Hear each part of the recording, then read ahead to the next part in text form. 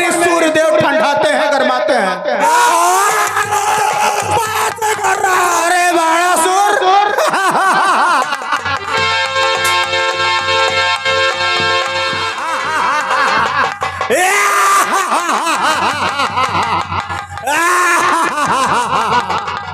ये मिथिला नगरी है? जी महाराज। तुम कौन हो? मैं मंत्री हूँ। मंत्री संतरी से मैं बात नहीं करता। महाराज को संदेशा भेजो कि यहाँ लंकेश आए हुए हैं। महाराज आइए, आप आसन तो ग्रहण करिए। महाराज अभी आएंगे, सबसे मिलेंगे। मैं कैसे आसन ग्रहण?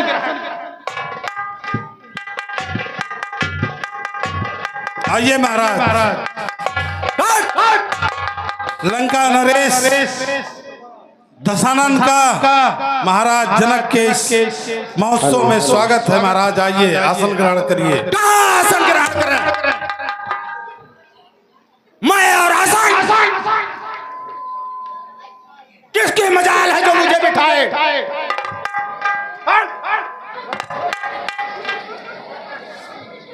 मिथिलेश,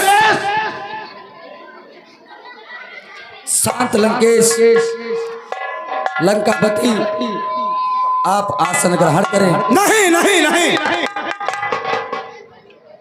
मिथिलेश, तुमने मुझे पत्रिका नहीं दिया, मुझको संदेशा नहीं दिया। पूरे संसार में संदेशा भिजवाया है, लेकिन रावण को संदेशा नहीं भिजवाया। क्या कारण था? कारण मैं बताता हूँ महाराज। आप लंका में रहते हैं, उसके चारों तरफ समुद्र है, कोई वहां जाने के लिए हिम्मत नहीं कर सका, इसलिए आपको संदेश नहीं मिला महाराज। तेरी इतनी हिम्मत कैसे मुझसे बोलने की? क्षमा करें महाराज। अय मिथिलेश, तुमको ज्ञात है कि इच्छा पर मेरी सूर्यदेव ठंडाते हैं, गरमाते हैं। मुस्सा योद्धा, मुस्सा ज्ञानी त्रिभुवन में और न दूजा है। अपने शीशों को काट काट शंकर को मैंने पूजा। मुझसे बड़ा ज्ञानी दुनिया में कौन ऐसा हुआ है? तुमको अगर संदेशा देना था, सूर्य से कहते, वो हमको संदेशा देता। पवन से कहते, वो आता। हमारे यहाँ झाड़ू लगाता है पवन। सूर्य और चंद्रमा सुबह शाम पहरेदारी देते हैं, और तुम कहते हो संदेशा नहीं पहुंचा। झूठ बोल रहे हो जनक, झूठ बोल रहे हो। नहीं नहीं लंकेश, वहां तक कोई जाने में सक्षम नहीं हुआ। अब मान लीजिए और आसन ग्रहण करें लंकेश।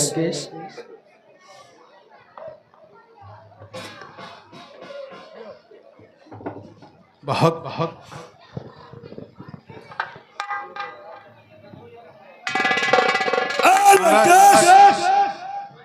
इस तरह में बाणासुर के होते हुए तुमने यह वचन कैसे कह दिया? किस सभा में तुमसे बड़ा ज्ञानी, तुमसे बड़ा प्रतापी और तुमसे बड़ा बलशाली कौन है? सुन लंकेश, मुझसे बड़ा ज्ञानी, मुझसे बड़ा प्रतापी इस संसार में आज तक कोई पैदा हुआ। अरे बाणासुर, ये बाणासुर कायर भी आ गया। दुबक कर बैठा था उधर जनक के दरबार में आया, और उधर एक कोने लेकर बैठ गया। बात कर रहा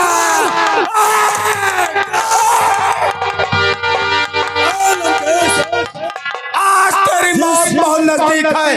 मौत तो बहुत दूर की बात है। जिस सभा में तू धनुष तोड़ ले आया है, जानता है लंकेश, ये भगवान का बरसों का धनुष पड़ा हुआ है, और जिसको आपको घमंड है कि धनुष को तोड़कर मैं सीता का विवाह करूंगा, तो मुझे भी ज्ञात हुआ है। लंकेश, सुन मेरे बातों को, बोल। साथ नारायण अवतार है, और जो जन्म सीता है साथ जगदम्बा अवतार है। और तेरे बस की बात नहीं है कि शिव का पर्दों का पाथर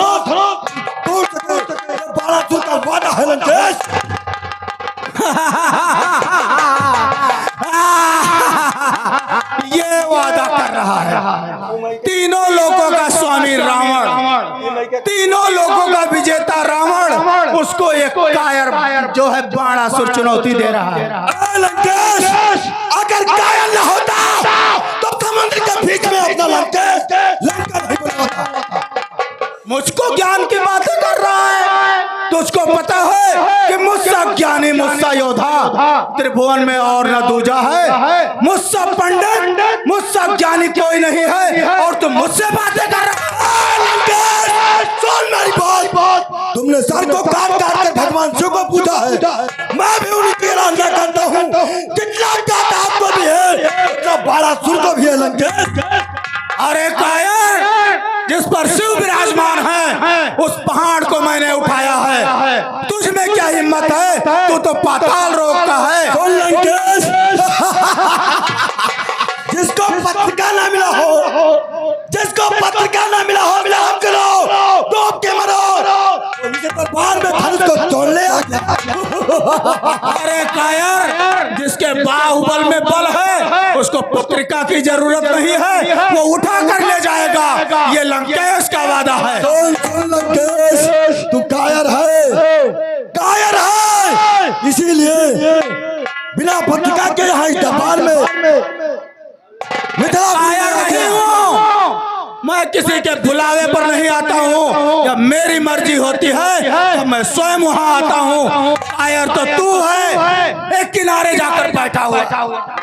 आ लंकेश, मैदान में आ, अभी पता चल जाएगा कौन कायर है और कौन। आज तेरे वीरता के अंतिम दिन है, वो भी स्वाद तू चख ले। आजा, अरे कांटों की तरह इधर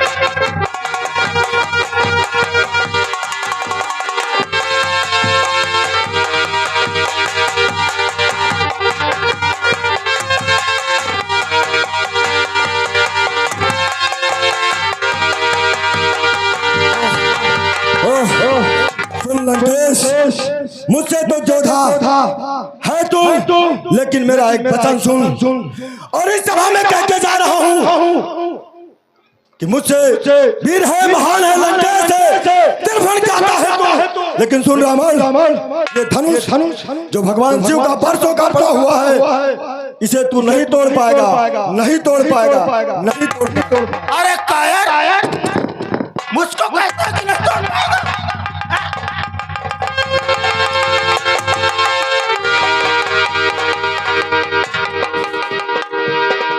यहाँ परिचय देने की कोई जरूरत नहीं। जिस सभा में लंकेश हो, ऐसे छोटे छोटे टुकड़े टुकड़े राजाओं की जरूरत नहीं है। मैं धनुष का खंडन करता।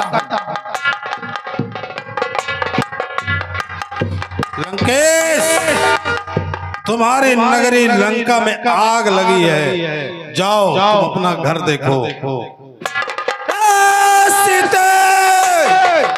तूने मेरे साथ छल किया है, मैं आज ये वचन लेता हूँ, एक बार तुझको लंका नगरी अवश्य दिखाऊंगा, अवश्य दिखाऊंगा, अवश्य दिखाऊंगा।